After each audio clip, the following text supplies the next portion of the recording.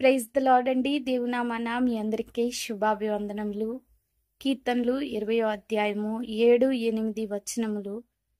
కొందరైతే రథములను బట్టి వారికున్న రౌతులను బట్టి వారు అతిశయించెదరు, కానీ మనమైతే మనకు కలిగి ఉన్న దేవుని నామమును బట్టి మనం అతిశయిస్తాము.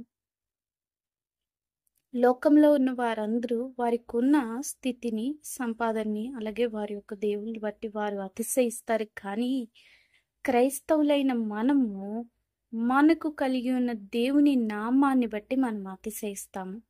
అలా మనం అతిశయించటం ద్వారా ఏం జరుగుతుందో తెలుసా? 8వ వచనంలో రథములను బట్టి అతిశయించిన వారు కూలిపోతారంట, కానీ దేవుని నామమును బట్టి అతిశయించి వారు చక్కగా లేచి నిలబడతారంట.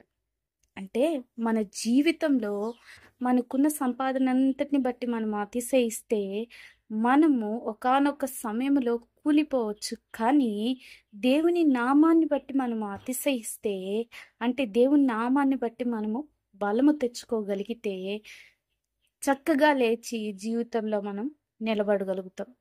అది ఆయన నిలవబెట్టే దేవుడు. ఆమేన్.